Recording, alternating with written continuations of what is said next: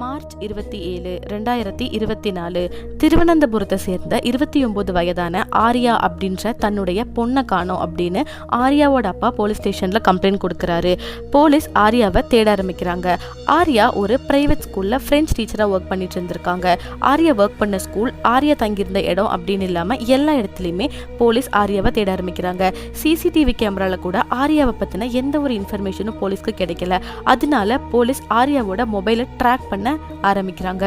ஆர்யாவோட மொபைலில் இருந்த டீட்டெயில்ஸை வச்சு பார்க்கும்போது ஆர்யா ஒரே ஒரு நம்பருக்கு அடிக்கடி கால் பண்ணியிருக்காங்க. அந்த நம்பர் திவ்யா பாலன் அப்படின்ற ஒரு பொண்ணோடது. திவ்யா பாலன் ஆர்யா ஒர்க் பண்ணுற அதே ஸ்கூலில் ஜெர்மன் டீச்சராக ஒர்க் பண்ணுறாங்க. ரெண்டு பேரும் ஒரே ஃபீல்டில் இருக்கனால கால் பண்ணி பேசிக்கிறது காமனான விஷயம் அப்படின்றனால போலீஸ் இந்த விஷயத்த சீரியஸாக எடுத்துக்கல. ஆனால் ஆர்யாவோட நம்பர்லேருந்து இன்னொருத்தரோட நம்பருக்கும் கால் ஃப்ரீக்வெண்ட்டாக போயிருக்கு. அது வேற யாருக்கும் கிடையாது, திவ்யா பாலனோட ஹஸ்பண்ட் நவீன் தாமஸ்க்கு. இந்த பாயிண்டில் ஆர்யா காணாமல் போன விஷயம் கொஞ்சமே சீரியஸ் ஆகுது. போலீஸ்க்கு கொஞ்சம் கிரிட்டிக்கலாகவும் மாறுது. திவ்யா அண்ட் ஆர்யா இவங்க ரெண்டு பேர்த்தோட ஊர் திருவனந்தபுரம், நவீனோட ஊர் கோட்டயம். போலீஸ் கொஞ்சம் டிஃப்ரெண்ட்டாக ஹேண்டில் பண்ணலாம் அப்படின்னு சொல்லிட்டு இன்வெஸ்டிகேஷனை நவீன் பிறந்த இடமான கோட்டயத்திலேருந்து ஸ்டார்ட் பண்ணுறாங்க. நவீன் அண்ட் திவ்யா கிட்ட இன்வெஸ்டிகேஷனை ஸ்டார்ட் பண்ணால் ஆர்யாவை பற்றின ஏதாச்சும் ஒரு சின்ன லூப் ஹோல் கிடைக்கும் அப்படின்னு நினச்சிட்டு இருந்த போலீஸ் கோட்டயம்க்கு போகிறாங்க.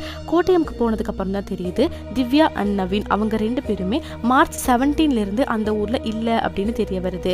அவங்க பேரண்ட்ஸ் கிட்ட நாங்க ரெண்டு பேரும் ஒரு வினோத யாத்திரை போறோம், அருணாச்சல் பிரதேஷ், அதுவும் இல்லாம அதை சுத்தி இருக்கிற எல்லா ஊருக்கும் சும்மா ஒரு ட்ரிப் மாதிரி போறோம் அப்படின்னு சொல்லிட்டு கிளம்பி இருக்காங்க. திவ்யா அண்ட் நவீன் அண்ட் திவ்யா அவங்க வீடை டீப்பாக இன்வெஸ்டிகேஷன் பண்ணி பார்த்ததுல தெரிய வந்திருக்கு. ஏப்ரல் 27 அன்னைக்கு கோவாதி அப்படின்ற ஊருக்கு நவீன் 3 ஃப்ளைட் டிக்கெட் புக் பண்ணியிருக்காரு. அதுவும் ஒரு டிராவல் ஏஜென்சி மூலியமா. திவ்யா, நவீன், ஆர்யா இவங்க 3 பேர்த்தோட ஃபோட்டோவையும் அருணாச்சல் பிரதேஷ்ல இருக்கிற போலீஸ் ஸ்டேஷனுக்கு அனுப்பி வைக்கிறாங்க. அங்கே தான் ஒரு திடுக்கிடும் உண்மை தெரிய வந்திருக்கு. அருணாச்சல் பிரதேஷ்க்கு அடுத்து இருக்கிற இஃப்தா நகர் சிரோ அப்படின்ற ஒரு ஊரில் இருக்க ஹோட்டல் ரூமில் இவங்க 3 பேர்த்தோட டெட் பாடி கிடைக்கப்படுது. 3 பேரும் கைப்பட எழுதின ஒரு லெட்டரும் அங்க இருக்கு. அந்த லெட்டர்ல நாங்க 3 பேரும் ரொம்பவே சந்தோஷமா வாழ்ந்துட்டு இருந்தோம், இனி நாங்க வேற கிரகத்துக்கு போறோம் அப்படின்ற மாதிரி எழுதியிருக்கு.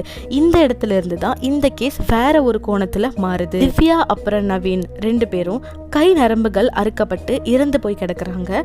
ஆர்யா கழுத்தோட நரம்பு அறுக்கப்பட்டு இறந்து போய் கிடக்குறாங்க. ஆனால் இவங்க எல்லாத்தோட மரணத்தை மையமாக வச்சு பார்க்கும்போது ஒரு விஷயம் போலீஸ்க்கு கிளியராக தெரியுது.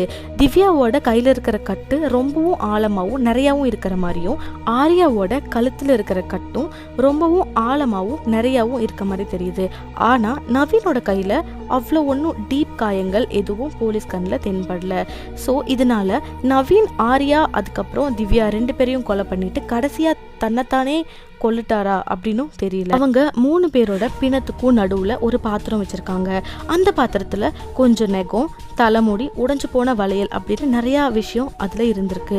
இதை பார்த்ததுக்கு அப்புறம் தான் பிளாக் மேஜிக் சம்மந்தப்பட்ட ஏதாச்சும் ஒரு விஷயம் இந்த மர்டர்ஸில் இன்க்ளூட் ஆயிருக்குமோ அப்படின்ற டவுட் போலீஸ்க்கு வருது. திவ்யா அப்புறம் நவீன் அவங்க 2 பேருமே டாக்டர்ஸ் அப்படின்னும் டாக்டர் ஃபீல்டில் 2 பேருக்கும் அதிகமாக இன்ட்ரெஸ்ட் இல்லாதனால நவீன் ஒரு கேக் ஷாப் பிஸ்னஸ் ரன் பண்ணிட்டு இருந்திருக்காரு.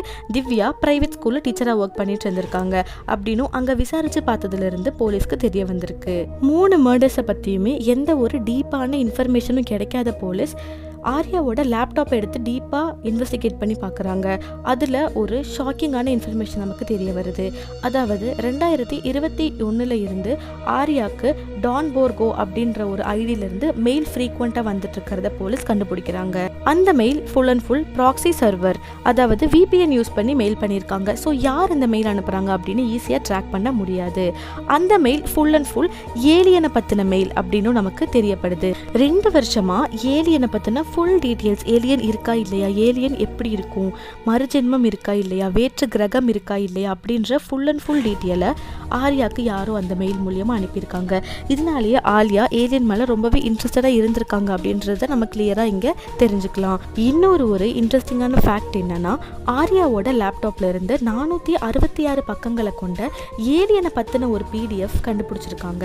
PDF ஃபைல் மூலியமா மித்தி அப்படின்ற ஒரு சைட் ரன் ஆகுறதாகவும் பல பேர் அந்த குரூப்புக்கு ஃபன் கொடுக்கறதாகவும் கண்டுபிடிச்சு. ஆண்ட்ரோமேடா அப்படின்ற கிரகத்துல இருக்கிற வேற்று கிரகவாசி தான் மித்தி அப்படின்னு கூறப்படுது. ஆண்ட்ரோமேடா கேலக்சியில இருந்து மனித உயிர்களோட கனெக்ட்ல இருக்க ஒரு அந்நிய ஜீவி தான் மித்தி அப்படின்னு சொல்றாங்க. வேற்று கிரகவாசி மித்தி கூட பேசணும் அப்படின்றதுக்காக இந்த சைட்டை ஸ்பெசிஃபிக்காக டிசைன் பண்ணியிருக்காங்க. இந்த சைட்டுக்கு நிறைய பேர் ஃபண்டும் கொடுத்துட்டு வராங்க. ஃபண்ட் கொடுத்துட்டு வந்ததில் ஒரு ஆள் தான் நம்ம நவீன். 2016ஆம் ஆண்டுலேருந்து நவீன் இந்த சைட்டுக்கு ஃபண்ட் ப்ரொவைட் பண்ணிட்டு இருக்கிற மாதிரியும் நமக்கு தெரிய வந்திருக்கு. நல்லா படித்த 2 டாக்டர்ஸ், ஒரு டீச்சர், இவங்க 3 பேரும் ஏலியன்ஸை நம்பி, அதாவது வேற்று கிரகத்துக்கு நம்ம போய் வாழ்வோம் அப்படின்ற ஒரு மூட நம்பிக்கைக்காக தங்களோட உயிரையே இழந்திருக்காங்க. ஸோ இந்த இன்சிடென்ட்டை நீங்கள் எந்த ஆங்கிள்லேருந்து பார்க்குறீங்கன்னு சொல்லிட்டு கமெண்ட் பண்ணுங்கள். தேங்க்யூ.